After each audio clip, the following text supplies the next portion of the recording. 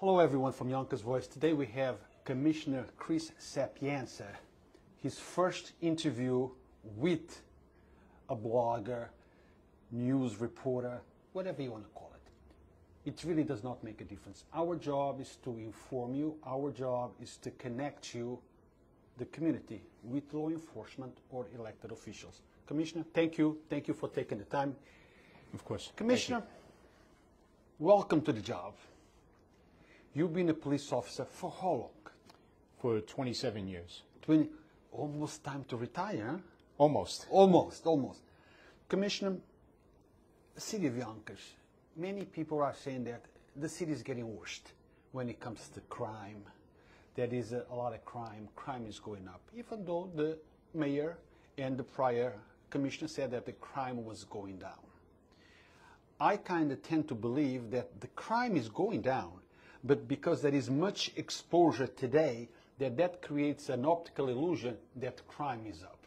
But what do I know? You have the statistics. Tell us about, is crime up or down?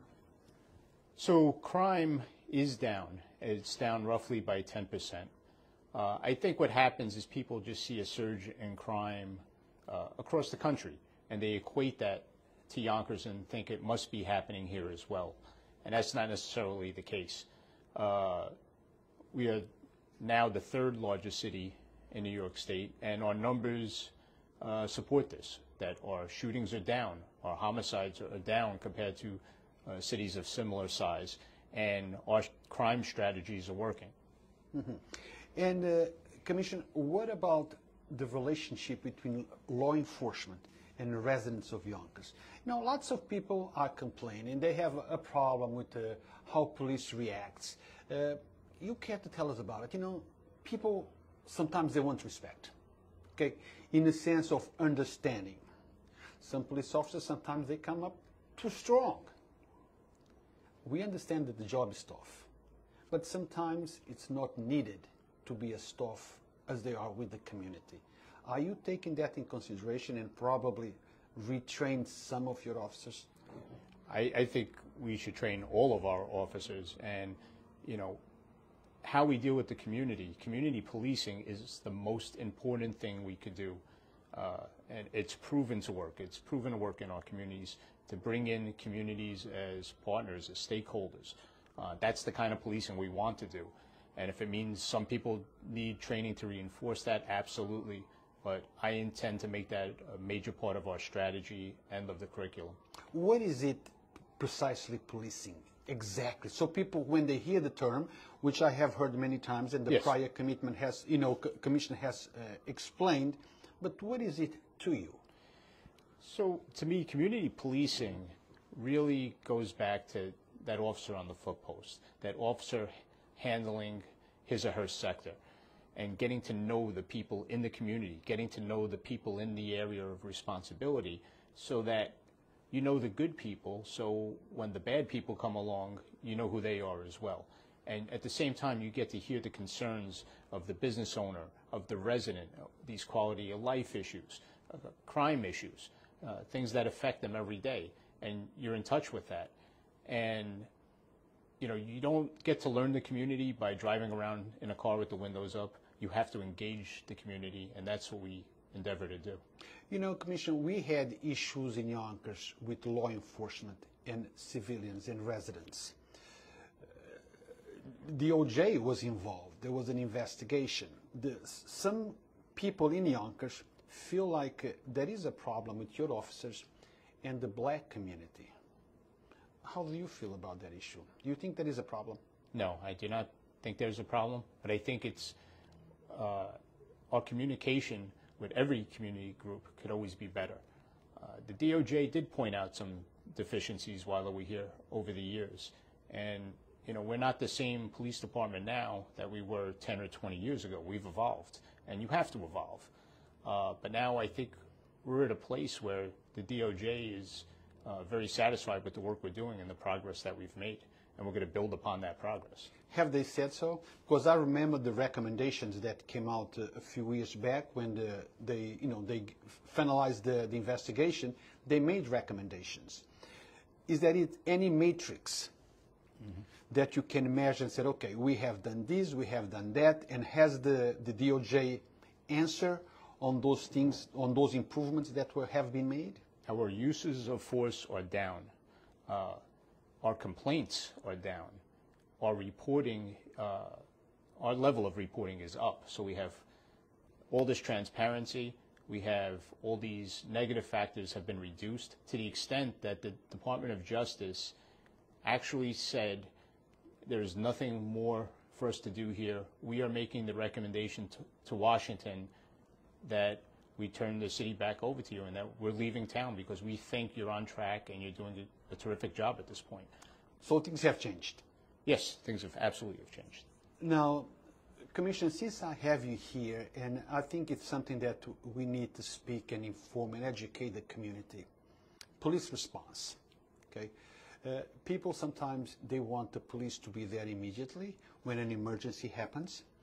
And very often, a report is made, but when the police arrives at the scene, it's something else. They might say, well, I think I saw a gun, I think I saw a knife, in order to trigger a quicker response to the scene. I think it's a problem. People should call if they needed to, but report what you really see and not something to trigger a faster response. You want to take this time to educate and inform the people the importance of this? I would say that you want to make the best report you possibly can. You want to be as accurate as you possibly can when you report things to the police so that we could prioritize, so we could triage, so we could send police to where they're needed. Everybody wants good police service, and that's what we aspire to. But if we're responding to something that's less serious than is reported, then someone else might need help and may not get it as quickly, and that's what we want to avoid. What about policy? Every CEO of any company, leadership of any organization like you now, when they come aboard, they have a tendency to change things to a certain way. Because, we have different ways of thinking, we have different ways of seeing things, we have different beliefs. Are you thinking about changing anything from your prior commissioner to Commissioner Sapienza's? Anything that... I think our previous commissioner and I think the police department is on the right track. And I'd rather build upon that as opposed to necessarily change things up. I think we do things very well. I think we could always do things better. You mentioned community contacts. And to me, community is everything. I'm trying to reach out to everybody I possibly can in the community and meet with them and in many ways try to outwork my predecessor by meeting with these community groups. I think that everybody's call is important to them. So I think the way you're treated on the street, the way you're treated at a police precinct, the way you're treated when you call 911, that all matters. I almost assume a customer service model. I want everybody to be treated as well as possible, and I think you're only as good as your frontline people. Now, the prior commissioner, in many of our interviews, I would ask, and there was some questions that I always ask, same questions. One of the things that he always said is, a police officer, when he goes to the scene, they should treat that person in the same way that they would like their own family members to be treated. Absolutely. You feel the same way? You're going to have that quick encounter with somebody. You're going to see them for a couple of minutes, and they're going to remember that. They're going to remember that mostly because you're seeing them at a time when it's the worst time of their life. They've been in a horrible car accident. They're the victim of a crime. So those little details matter. How compassionate you are, how polite and professional you are. It all makes a difference. And even when you're talking about bad actors, when you deal with a suspect, being professional goes a long way, and it's always the way we should operate. But you see, sometimes what you're saying, when I say you, I'm talking in general terms, yes. What you say and what I'm hearing are two different things. Yes. Yes, you set the policy, the guidelines, so did the prior commissioner. But the way your officers act on the street is a little different. And I see a huge division between Caucasians and Americans. The black Americans think that there is a problem with racism. They feel that they are not treated in the same way. Why that? Why do you think that's happening, sir? I can't explain the disconnect. All I could say is that I'm committed to eliminating it and make sure that everybody gets good service from the police department. And I believe in leadership by example, not just of myself, but of our top leaders here in the Yonkers Police Department. And the idea is that that's going to permeate downward. When they see that that's the way we treat people and we treat members of the community, they will likewise respond the same way, or at least that's the goal. Give me, as you know, Commissioner, this is live, so I have to ask the questions and answer some questions. TK Gray, this is not a bias interview. This is not an interview where I'm asking questions that I want answers for. This is an interview where you, the people, can connect with the Commissioner and ask any questions you like. So you can participate. Just do so in a respectful and polite manner. Ask your questions, and I will ask the Commissioner, and if he has an answer, he will give us an answer. And if he doesn't have one at the moment, then he can get an answer later and let us know. So this is not bias. I'm asking the question that I think I should ask, but you can ask your own questions. So ask away. Have at it. That's it, right? You know, all of my interviews with this commissioner or the prior commissioner, I was never asked for the questions before the interview. And this interview, the first one with the Commissioner Sapienza, he didn't ask me for the questions either. So this is an organic interview where you can ask, you can connect. Whatever it is, ask away, and we will ask the Commissioner. Commissioner, defund the police. What does that term mean to you? It is unfortunately a popular soundbite that has proven not to work. It is a bad strategy. It has been reversed in almost every place it has been applied.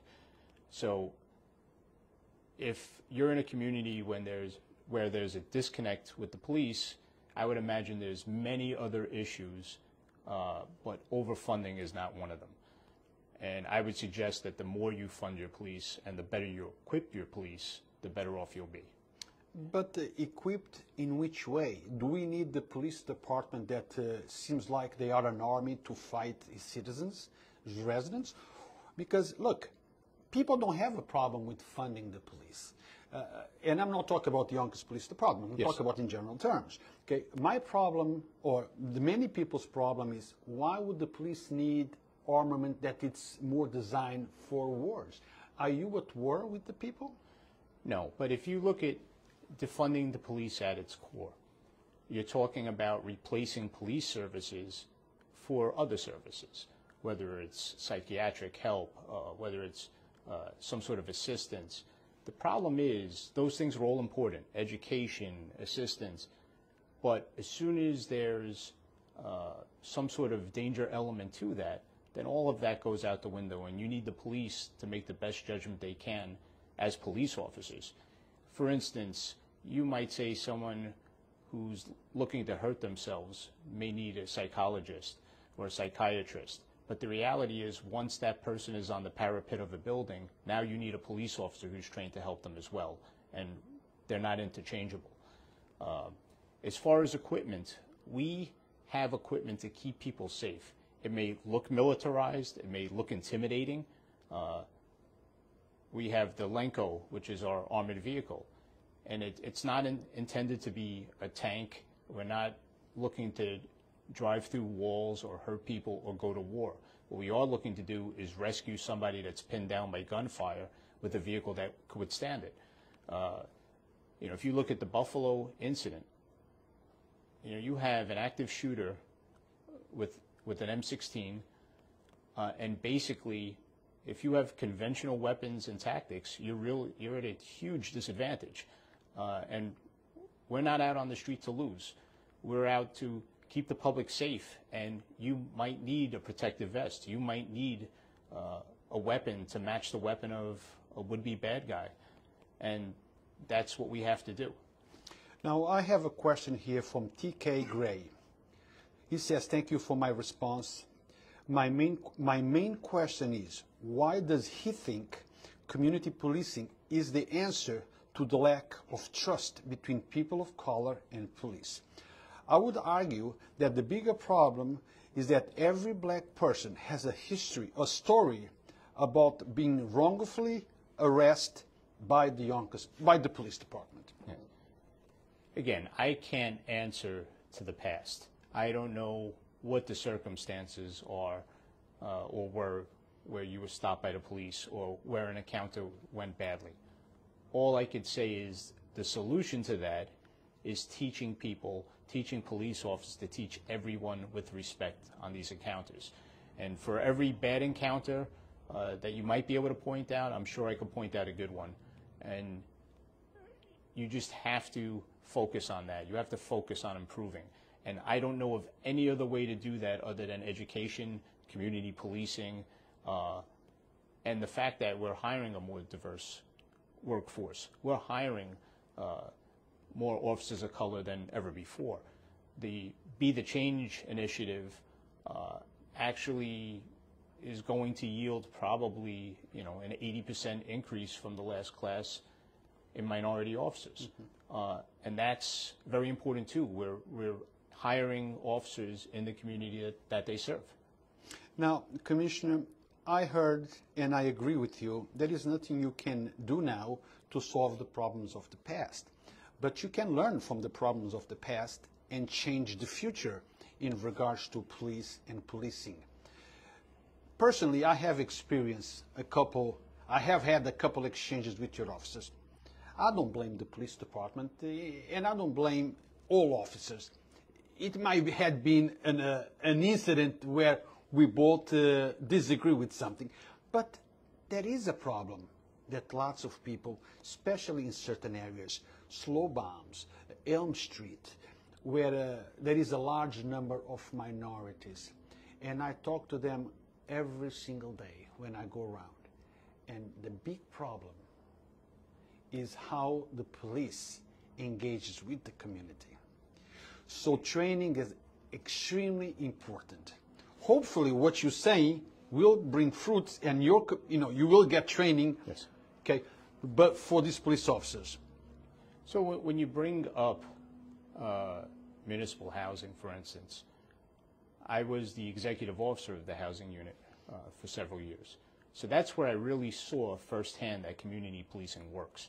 And you got to the point where officers were on a first-name basis with the residents. They knew their kids. They knew their problems. They were actually there every night. And I would really make the argument that that made the difference, and that really works. And I challenge anybody to say that that type of community policing doesn't work. And that's a format you're going to continue? Absolutely. Absolutely. What about crime in regards to, we seeing a very young group of people committing crime, school kids, high school, and doing very bad crimes, shooting, murdering, and killing. What do you think is the origin of that, sir? Is it home? It's society? What is it? Is bail reform? Well, yeah, so I often mention the trifecta of difficult legislation, which is bail reform, which is raise the age, which is discovery, which stack the deck against the police and give us far too many challenges to deal with. Again, we don't make excuses. We have good partnerships with our district attorney, and we don't make policy. What we do is enforce the law as best we can. But it does present modern challenges. You also, you're faced with that recidivism, where you're dealing with arresting the same person over and over again because there's very little repercussion, and that's always an issue. That said, we've developed modern strategies to deal with these challenges. One such strategy is the use of intelligence-based policing, our LPR cameras, and also our precision policing, where we focus on the repeat offenders. And we realize that it's 10% of these offenders that are responsible for most of these crimes. and we put our attention on them. So there are things that we are doing to deal with that, but it is a very difficult and very realistic problem. But we also need to educate the people so people understand that prosecution, police department are not prosecutors. You arrest. Yes. But very often, police department is blamed for the crime in Yonkers and other municipalities. Oh, it's because of this, it's because of that. But we need to make people understand that... Excuse me. Yes, sure.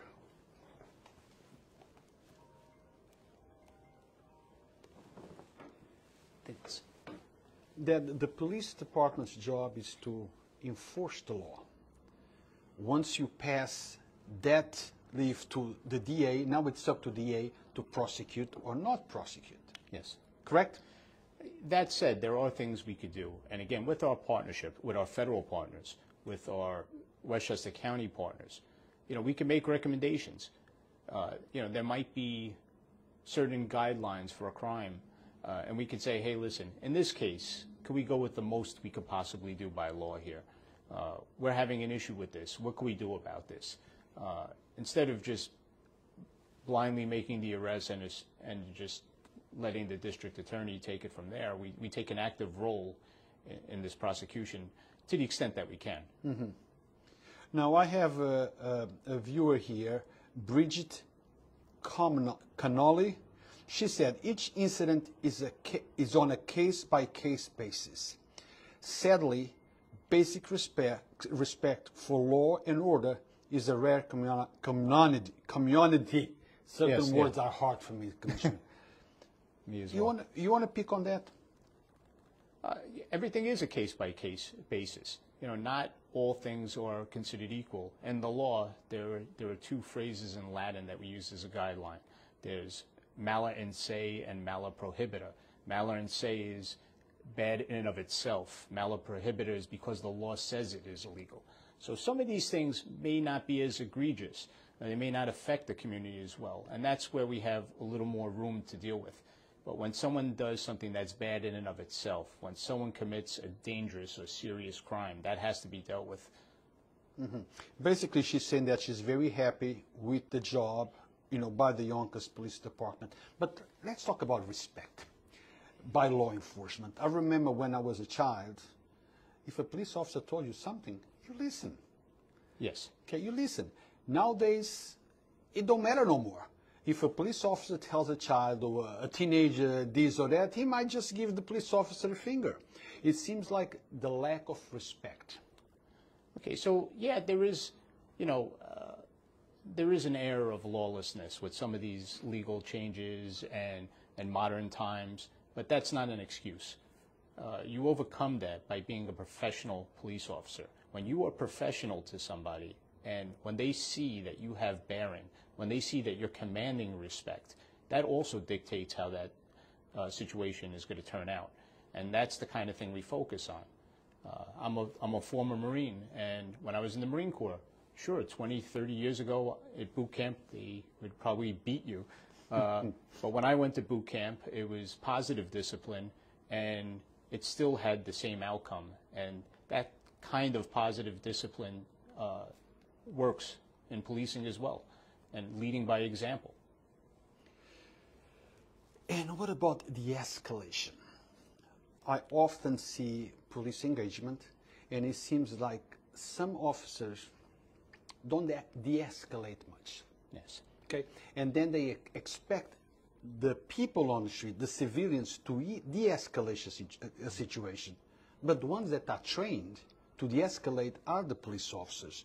Why don't they de-escalate instead of... De-escalation training is something that we're always looking to do more of. We have verbal judo, we have all these various trainings to deal with these certain scenarios. But also consider, just like police officers are seeing people sometimes at their worst, you're often seeing the police officer at a time when he's scared, threatened, perceives a threat.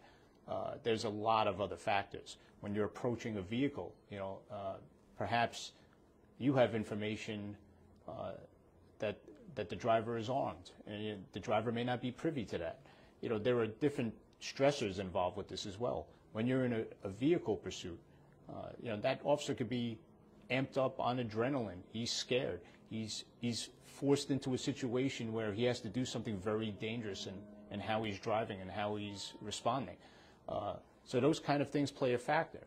But that said, the way we deal with de-escalation and the way that works and the way what I keep in my mind is you ask, tell, and make in that order. You don't go from A to Z. You don't immediately come out of the gate and treat everybody like they're the worst criminal that's ever been dealt with.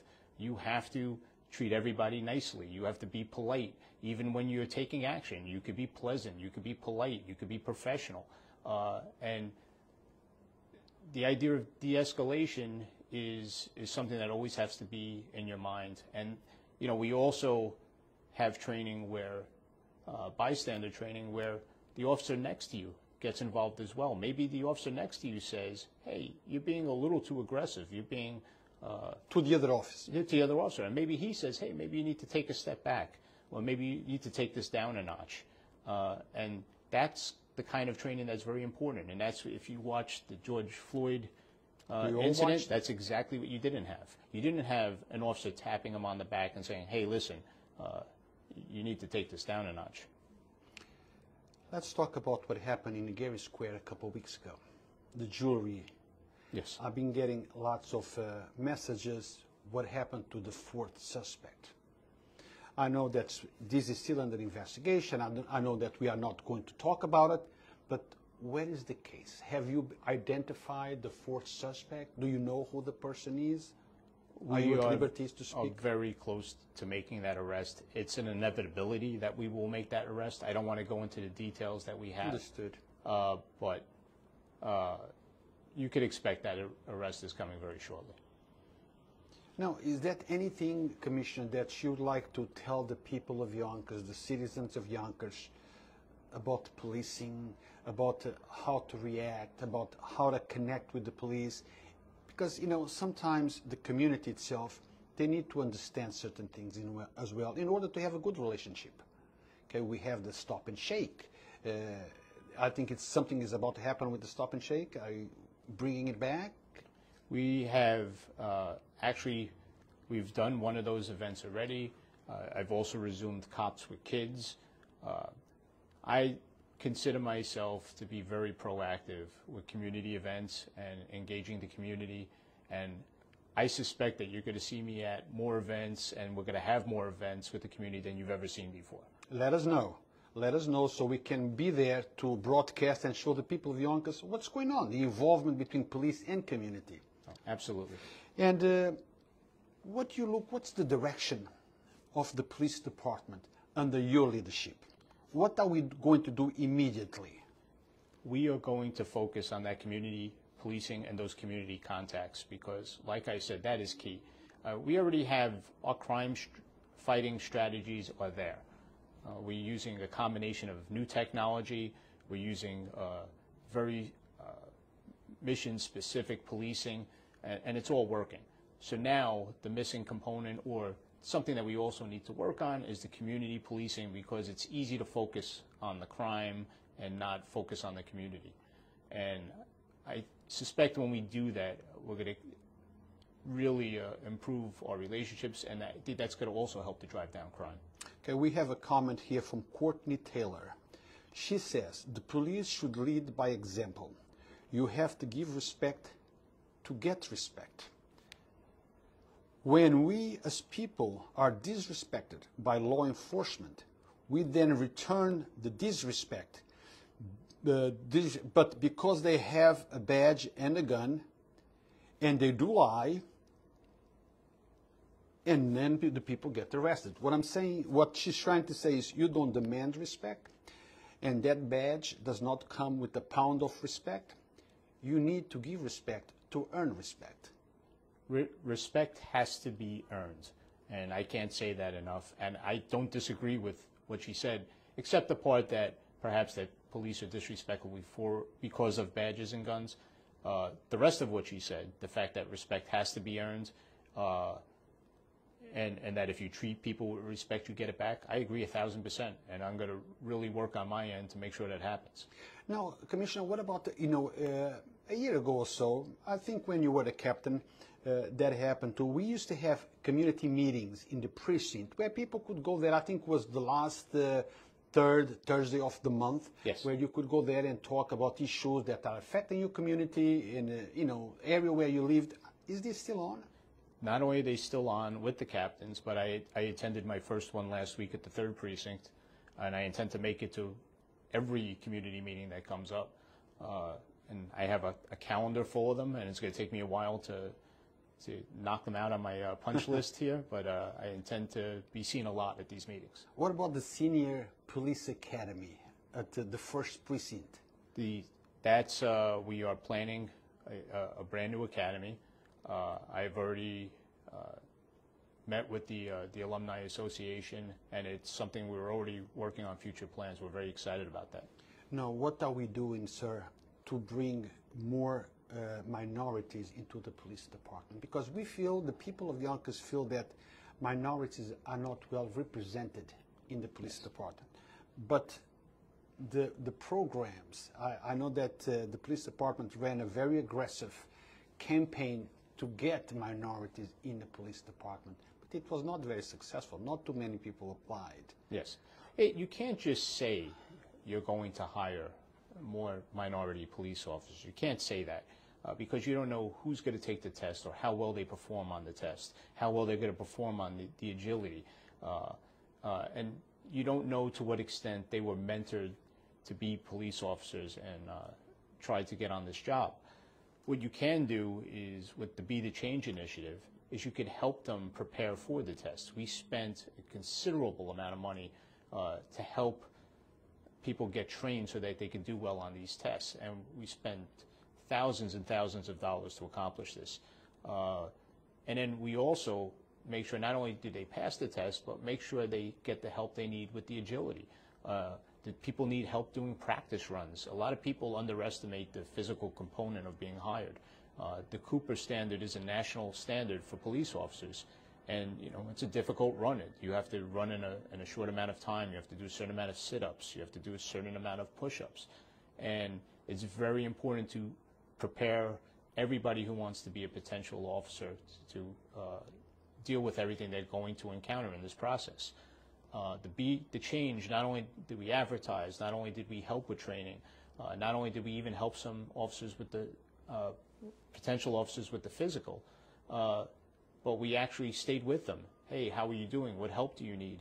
And it worked. And with the last Be the Change initiative of, the last class that we, the most recent class that we are looking to hire, we have a good portion of them are from that training. And we've seen that the Be the Change, of all the people that did the Be the Change training, roughly 80% of those people are in contention.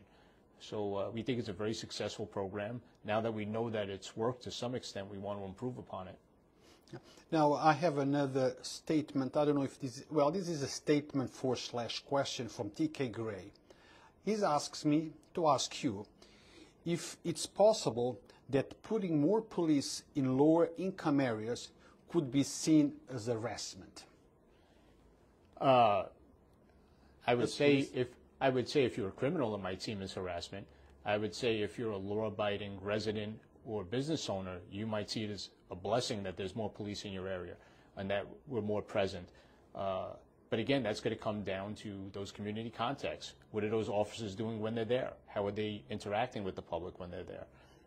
I guess he means in low-income areas, probably slow bounds, residential areas where minorities live. Maybe if they see a whole bunch of police, they might see that as harassment. You come in and you're going to arrest me. Well, if you are alarmed just by the police's presence, that's a difficult thing to mitigate. If in turn their reaction with the public isn't favorable, well, that's something that we would need to work on. So one thing that we are doing, we have the neighborhood stabilization team. that's been actively deployed. And the neighborhood stabilization team consists of 8 to 10 officers. And we put them where there's need. Maybe there was a recent shooting, maybe there's a high crime area, maybe there's a quality of life issue to deal with. And we will put those officers immediately in that area to deal with the problem. And the good thing about this team is that it's comprised of very young officers that have recently graduated from the academy. So these officers, for them, it's probably going to be their first interaction with the community. And what the plan is, and the reason why we do this, is their mere presence, when they're just basically standing there, when they're just basically walking a foot post, this is a great opportunity to acclimate them to the community, to be able to learn who people are and who business owners are and who residents are, and just talk to them in a friendly way and get to know them. So by the time we actually put them in a precinct and they're manning radio cars and they're responding to calls, they already have some knowledge of how to deal with the community and how to get along with the community. And we think that makes them stronger officers.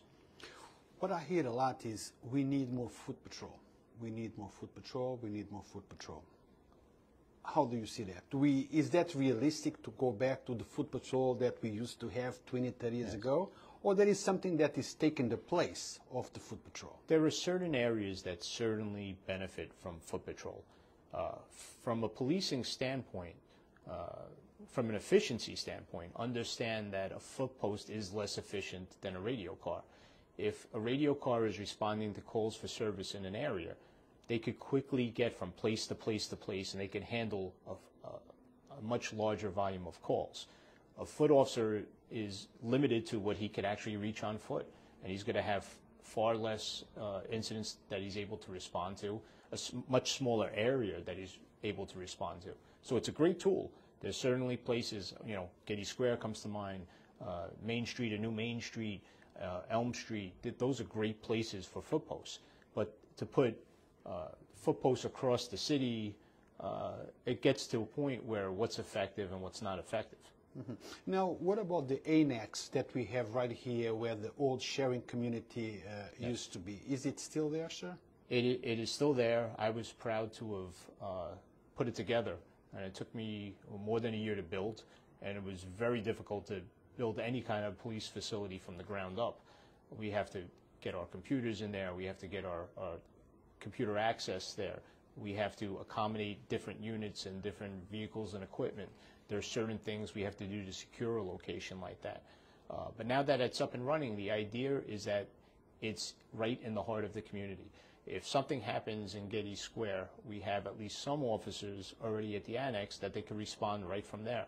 Instead of coming from northwest Yonkers with a several-minute response time, they're already in the area where the need is. So when the jewelry broke, there was basically an immediate response, correct? Yes, I think the suspects committing that robbery were very surprised they did at not how know. quick our response was. That was, I've said it before, that was a very bad plan. Now, what about the casino parking lot? Look, we've been getting a lot of reports from very, very reliable sources about the crime in a casino parking lot, which doesn't surprise me. If somebody wants to mug somebody that has money, chances are that's where the winners come out. You know anything about that, sir? About winning, no. I not lose about winning, every time I'm at the casino. About the crime happening at the casino parking lot. So at Empire City and other locations like that, it's a target of opportunity. Certainly you have people that might be leaving with money and issues like that. There is a certain responsibility of on the owner of the property's part that he has to basically set up a secure environment. They need certain security measures. They have to control their access points. They have to have some visible security in their own parking lots. There has to be some sort of presence where, just like in policing, a would-be suspect says, this is maybe a bad place for me to commit a crime. There's cameras, it's well lit, they have good security, they have professional security, they have access control at every point. That's the kind of stuff that's going to help deter things on the inside. we are a little bit limited on what we could do in a property like that. State police handles certain incidents that happen in that location, and their own security handles certain incidents that occur in that facility because they are peace officers. But what we do and what we have been doing is our second precinct captain, along with others, have spoken to management. I also am meeting with management to see what we can do and help them increase their own security and maybe make recommendations for what they could do to make that property safer. Safer, but there is a problem in that parking lot lately. We've had a couple of crimes occur in that. A couple, it's two, sir. Yes. More than two? Well, again, we're talking about crimes that can necessarily be linked to that location. In the parking lot of a casino. The ones that have actually occurred in the lot, then yes, that's an issue. I don't have to get you the numbers of the ones that actually occurred in the lot. But in what we've heard is where people are followed from the parking lot and that sort of thing. So that's the stuff that's a little harder to discern. Okay. Well, Commissioner, I thank you for taking the time. We could go on all day long asking questions back and forth, but we have a certain amount of time. So I thank you for taking the time, for making this happen, and offer you our services in regards to if you want to connect with the people, if there's something that you need to talk, if you want to do a Q&A where people can just ask questions, please don't hesitate to contact us. Thank you. Guys, thank you for watching.